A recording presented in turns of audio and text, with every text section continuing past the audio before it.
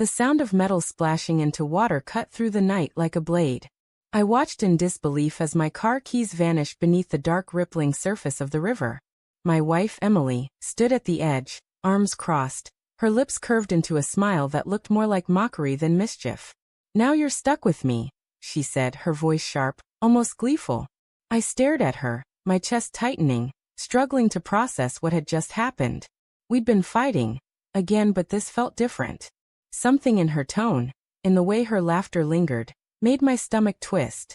It wasn't the laugh of someone joking, or even of someone angry. It was the laugh of someone who had already chosen a side. And it wasn't mine. At first, I tried to convince myself it was nothing. We had been under pressure, dealing with bills, with long hours at work, with the 1,000 tiny stresses that come with marriage. Maybe she snapped. Maybe I snapped. Everyone has their breaking points. But as we drove home, me behind the wheel of her car, since my keys were gone, I couldn't shake the image of her smirk when the keys sank into the current. That night, lying in bed beside her, I listened to her breathing. It was steady even. Too calm, as if the fight had never happened. My mind replayed every word she had thrown at me earlier. The way she said, "You'll never leave me. You wouldn't even know how." At the time, I thought it was just cruel banter. Now it sounded like a confession. The first real crack appeared a week later. I was looking for my phone charger when I found hers buzzing under a pile of laundry. A name lit up the screen: Mark. I didn't know a Mark. Not from her work, not from her family, not from anywhere she had mentioned. She walked in just as I picked it up. "Don't touch my phone," she snapped, snatching it from my hand. I thought it was mine. I lied quickly, though we both knew it wasn't. Her eyes burned into mine, but she said nothing else. Instead, she stuffed the phone in her pocket and left the room. For the rest of the evening, she avoided me, her tone clipped, her laughter forced. And when she finally went to bed, she turned her back to me, curling herself into a ball like she was protecting something. The doubts began to consume me. I told myself I was overreacting, that a name on a phone didn't mean betrayal. But then there were the late nights. The work meetings that didn't make sense. The way she guarded her phone as though it contained her entire soul. One night, when she said she was going out for groceries, I followed her.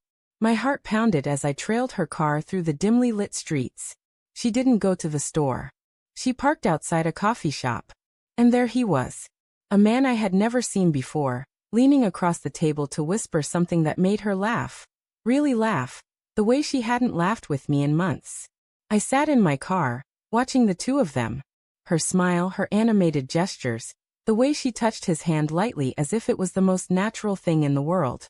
It felt like someone had reached into my chest and crushed my heart with their fist. When she came home that night, I waited in the kitchen. "How were the groceries?" I asked.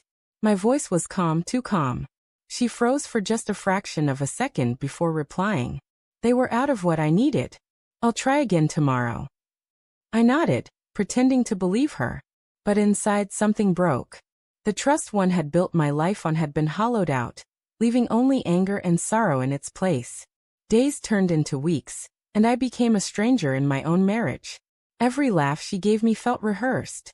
Every kiss tasted like guilt. And every time her phone buzzed, I felt a wave of nausea. Finally, I confronted her. "Who is Mark?" I asked one night, my voice trembling despite my effort to stay firm. Her fork clattered against the plate. For a moment she said nothing. Then she forced a smile. "Just a coworker." "Why? You don't laugh like that with coworkers," I said quietly. Her eyes flickered. Fear, anger, something I couldn't quite place. "You're paranoid," she snapped. "You're imagining things because you don't trust me." But that was the problem. I wanted to trust her. I had trusted her with everything. And now I couldn't even trust the sound of her laughter. The breaking point came on a rainy evening. She came home late, her clothes slightly damp, her hair tousled. She looked startled to see me waiting in the living room. "Where were you?" I asked. "Work," she replied too quickly. "Work doesn't leave lipstick on your collar," I said, my voice flat. Her face drained of color. She opened her mouth to speak, then closed it again. For the first time, she had no defense, no clever lie, no cruel laugh. Just silence. And in that silence, I had my answer. I wish I could say I shouted, or that I threw something, or that I walked out without a word. But I didn't. I just sat there, staring at the woman I thought I knew, realizing she had become a stranger. My hands shook, my chest ached, and my throat felt tight, but no words came. Only tears. She finally whispered, "I didn't mean for it to happen." But the truth was she had meant for it. Every late night, every lie, every secret smile. It had all been deliberate choices. Choices that carved me out of her life while she built something new with someone else. That night, I packed a bag. She watched me, silent, tears in her eyes, but she didn't stop me. She didn't fight for me. And that hurt more than the betrayal itself.